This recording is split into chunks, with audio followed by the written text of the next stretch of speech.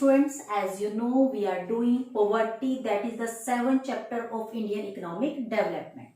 Previous video में हमने discuss किया various measures adopted by government to remove the poverty, और इसमें हमने स्पेशली 12 जो मेथड्स थे या 12 जिसको हम कह सकते हैं स्कीम्स जो हैं गवर्नमेंट ने लॉन्च की पॉवर्टी को रिमूव करने के लिए, कब उसको इम्प्लीमेंट किया गया, उसके ऑब्जेक्टिव्स क्या थे, पर्पस क्या था, ठीक है, उस चीज को हमने डिटेल में स्टडी किया. Today we are going to start the next topic that is poverty alleviation program, या जिसको हम शॉर्ट फॉर्म में बोलते हैं PAP, a critical assessment.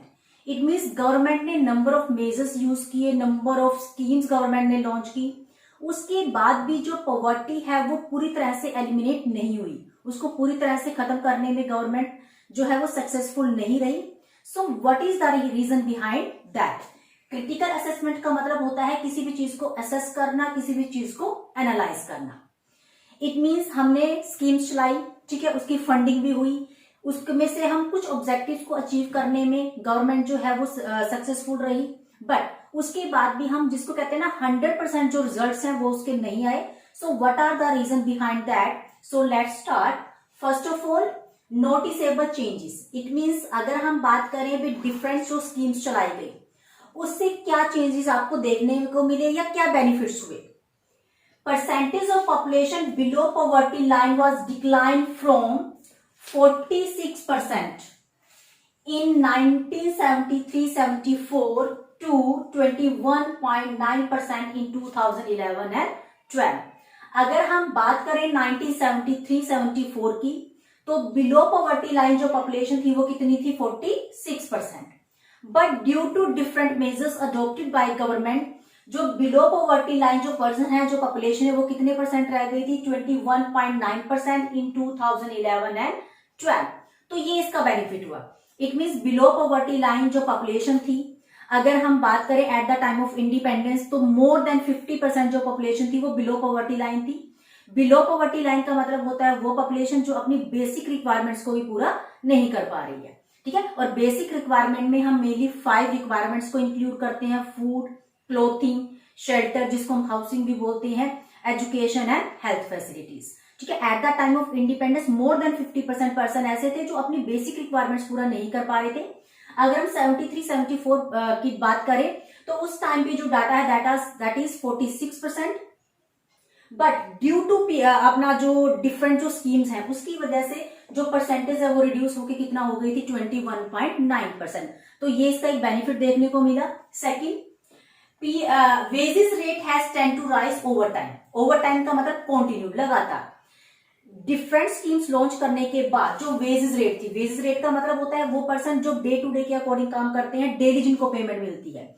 Veg जो रेट है वो कंटिन्यू इंक्रीज होती चली गई, ठीक है. अब इसके लिए गवर्नमेंट ने एक मिनिमम वेजेस एक्ट भी इंप्लीमेंट किया हुआ है. भी आपको अगर लेबर से काम लेना है तो यू हैव टू पे दैट अमाउंट, मिनिमम कम से कम आपको इतना अमाउंट आपको पे करना पड़ेगा, ताकि जो एंटरप्रेन्योर हैं, ये जो बिजनेसमैन है, ठीक है, वो लेबर को, वो पर्सन जो उनके एम्प्लॉइज हैं जो उनके अंडर काम कर रहे हैं उनको एक्सप्लॉइट ना कर पाए. तो ये 2 बेनिफिट्स इससे हुए. बट फिर भी अगर हम जो कहते हैं जो टारगेट था उस टारगेट को अचीव नहीं कर पाई पॉवर्टी एलिवेशन जो प्रोग्राम था. Reason behind PAP have failed to get the desired result. PAP अपने डिजायर रिजल्ट को अचीव नहीं कर पाई. Causes are as under. इसके जो रीजन थे वो क्या थे? First, inefficient administration and concern staff. It means जो भी स्कीम्स थी उन स्कीम्स को इंप्लीमेंट करने वाला, उसको अप्लाई करने वाला, उसको ऑपरेट करने वाला जो स्टाफ था, जो एडमिनिस्ट्रेशन का मतलब होता है ऑफिशियल जो वर्क, ठीक है, प्रशासन जिसको हम बोलते हैं, वो कैसा था? इनएफिशिएंट. इट मींस उन्होंने एफिशिएंटली अपने वर्क को नहीं किया. Reason behind that, complex procedure. क्योंकि जो प्रोसीजर थी, जो रूल्स थे, रेगुलेशंस थे, वो बहुत ज्यादा कॉम्प्लेक्स थे, तो वो अपना 100% नहीं दे पाए. Due to that no one to monitor. साथ के साथ उनको कोई मॉनिटर करने वाला नहीं था. मॉनिटर का मतलब होता है उनको सुपरवाइज करने वाला कोई नहीं था. इट मींस पॉलिसी बनी, उसको इंप्लीमेंट कर दिया गया, ठीक है, पर्सन को ड्यूटीज बता दी गई, लेकिन वो पर्सन अपने काम को प्रॉपर वे में कर रहे हैं या नहीं, उन चीजों को सुपरवाइज करने वाला कोई पर्सन नहीं था. And there is no follow up action. Follow up action का मतलब होता है पीछे मुड़ के देखना, इट मीन्स आपने कोई भी स्कीम थी, कोई भी प्लान वो आपने इंप्लीमेंट किया, टाइम टू टाइम हम उसको सुपरवाइज कर रहे हैं। अगर उसमें कुछ कमियां अगर आपको लगती है, कुछ डेविएशन मीन्स कुछ डिफरेंस अगर आपको लगता है भी जो वर्क है वो इस वे में होना चाहिए था बट एक्चुअल में उस वे में काम नहीं चल रहा है, तो how to remove all this, ठीक है, जो भी कमियां हैं उसको रिमूव कैसे करें। तो फॉलो अप एक्शन नहीं था इन स्कीम्स का, इट मीन्स कमियां नजर आई लेकिन उसको रिमूव नहीं किया गया। सेकेंड जो रीजन था इसके पीछे, incharge of the program favour the educated rich and resourceful person. जो भी स्कीम्स थी उन स्कीम्स को इंप्लीमेंट करने वाले, इट मीन्स जो भी पर्सन, जो भी इंचार्जेस इन प्रोग्राम्स के थे, उन्होंने किसको फेवर किया, एजुकेटेड रिच और रिसोर्सफुल पर्सन। रिसोर्सफुल पर्सन का मतलब होता है वो पर्सन जो पहले से ही अफोर्ड कर पा रहे थे, तो इसका जो बेनिफिट है वो इन पर्सन को मिला। जो पुअर पर्सन एक्चुअल में जो डिजर्व करते थे उन तक प्रॉफिट नहीं पहुंचा, इट मीन्स करप्शन बहुत ज्यादा थी इसमें, ठीक है। नेक्स्ट जो इसका रीजन रहा, remote area and poor house hold located in the interior of the villages were neglected. अब देखिए रिमोट एरिया का मतलब होता है दूर दराज के जो एरियाज होते हैं, बहुत डिस्टेंस पे जो एरियाज होती हैं, ऐसे वाले एरियाज, और जो पर्सन सिटी के अंदर, विलेजेस के बिल्कुल अंदर रहते हैं, ठीक है, उन पर्सन को निग्लेक्ट किया गया। It means poor house hold located in the interior of the villages were neglected, उनको निग्लेक्ट कर दिया गया। नेक्स्ट जो इसका रीजन रहा, institutions like credit agency and marketing were not supportive. अब देखिए कोई भी स्कीम हो, किसी भी प्रोग्राम को अगर इंप्लीमेंट करना हो तो इन एजेंसीज की जो हेल्प है वो रिक्वायर्ड होती है। क्रेडिट एजेंसी का मतलब होता है वो एजेंसी जो लोन वगैरह प्रोवाइड करे, ठीक है। मार्केटिंग होती है पब्लिसिटी के लिए, ठीक है, कोई भी प्रोडक्ट मार्केट में आया है, कोई भी scheme, it means at least customers को पता होना चाहिए था। कस्टमर्स या फिर अगर हम कहें जो पुअर पर्सन जिनके लिए प्रोग्राम इंप्लीमेंट हुए, प्रोग्राम्स बनाए गए, उनको एटलीस्ट पता होना चाहिए था कि गवर्नमेंट ने क्या स्ट्रेटेजी है, क्या जो प्रोग्राम है गवर्नमेंट ने लॉन्च किया, ठीक है, इसका ऑब्जेक्टिव क्या है, इससे हम क्या बेनिफिट्स अवेल कर सकते हैं। तो ना तो जो क्रेडिट एजेंसीज थी, ठीक है, जो लोन वगैरह प्रोवाइड कर सकती थी, और ना ही जो मार्केटिंग जो अवेयरनेस प्रोवाइड कर सकती थी, कस्टमर्स को जो अवेयर कर सकती थी पुअर पर्सन को, उन्होंने भी इस स्कीम को सपोर्ट नहीं किया, डिफरेंट स्कीम जो भी गवर्नमेंट ने चलाई। नेक्स्ट जो रीजन था, definition of poor was not clear. It means कौन पुअर है, कौन नॉन पुअर है, ये अभी तक भी क्लियर नहीं है। Non poor took advantages of the program, तो इसका जो लॉस है वो क्या हुआ, कौन पुअर है, कौन नॉन पुअर है, ठीक है, ये इसके लिए कोई क्राइटेरिया नहीं है, कोई प्रॉपर डेफिनेशन इसकी नहीं है।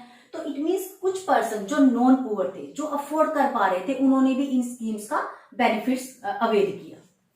नेक्स्ट जो रीजन रहा, PAP were largely government sponsored. We know PAP के अंडर, पॉवर्टी एलिवेशन जो प्रोग्राम है उसके अंडर जितनी भी स्कीम्स चलाई वो किसने इंप्लीमेंट की, गवर्नमेंट ने।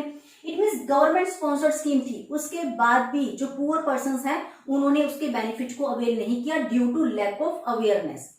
साथ ही साथ प्राइवेट जो इन्वेस्टर्स थे, ठीक है, जिसको कहते हैं प्राइवेट सेक्टर ने भी इन स्कीम्स को सपोर्ट नहीं किया। इट मीन्स गवर्नमेंट के साथ उन्होंने इन स्कीम्स में काम नहीं किया।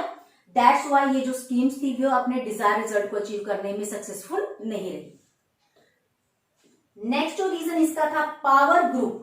पावर ग्रुप का मतलब होता है रिसोर्सफुल पर्सन, रिच जो पर्सन होते हैं, control over the delivery mechanism. देखिए डिलीवरी मैकेनिज्म का मतलब होता है, इट मीन्स गवर्नमेंट ने पुअर पर्सन की हेल्प के लिए फेयर प्राइस शॉप्स या जिसको हम बोलते हैं पब्लिक डिस्ट्रीब्यूशन सिस्टम, ठीक है, ऐसे वाली स्कीम को लॉन्च किया। इट मीन्स वहां पे जो भी उनकी बेसिक रिक्वायरमेंट्स की जो गुड्स हैं उनको रीजनेबल प्राइस पे अवेल की जाएंगी, प्रोवाइड की जाएंगी। बट डिलीवरी जो मैकेनिज्म है उसको रिसोर्सफुल पर्सन ने कंट्रोल करना शुरू कर दिया अपने फायदे के लिए, and large scale leakage in the delivery package. और जो भी पुअर पर्सन के लिए अलॉट होता था, चाहे वो फूड आइटम हो या नॉन फूड आइटम हो या फाइनेंस हो, मनी हो, उसमें से लीकेज होनी शुरू हो गई। लीकेज का मतलब होता है चोरी होनी। इट मीन्स उन्होंने उन फंड्स को या फूड आइटम या नॉन फूड आइटम को अपने बेनिफिट के लिए यूज करना शुरू कर दिया या फिर उसकी ब्लैक मार्केटिंग करना शुरू कर दी। एक ये रीजन इसका रहा। दूसरा, not link with the overall development strategy. It means जो पॉवर्टी एलिवेशन जो प्रोग्राम है उसको डिफरेंट जो भी प्रोग्राम्स थे उनके साथ इंटीग्रेट नहीं किया गया। इंटीग्रेट का मतलब होता है जोड़ना। इट मीन्स पॉवर्टी एलिवेशन जो प्रोग्राम है उसको इंडिविजुअली अलग से एक प्रोग्राम की तरह उसको इंप्लीमेंट किया गया।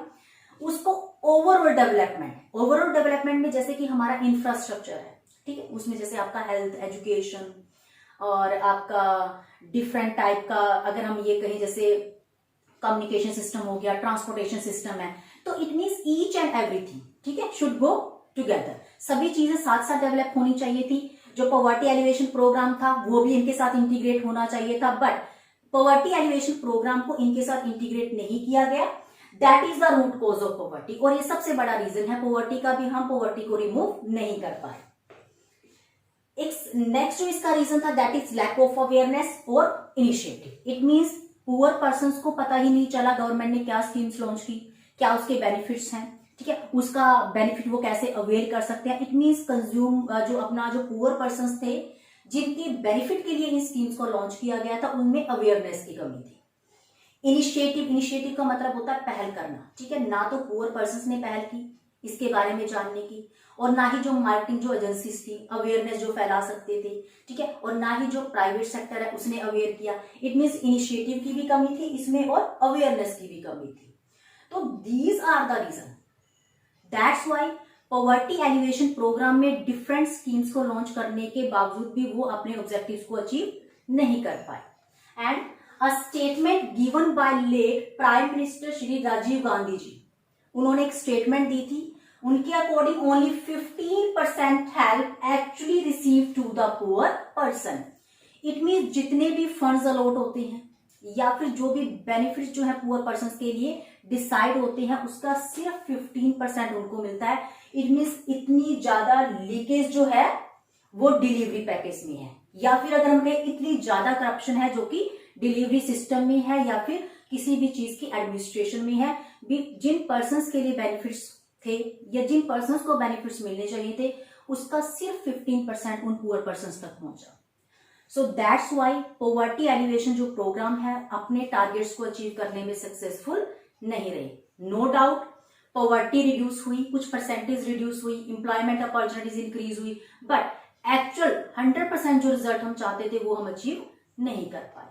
So that's all about poverty alleviation program, and this is the last topic of this chapter, and that is poverty.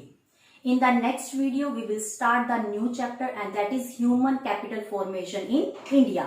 Human capital का मतलब होता है human beings.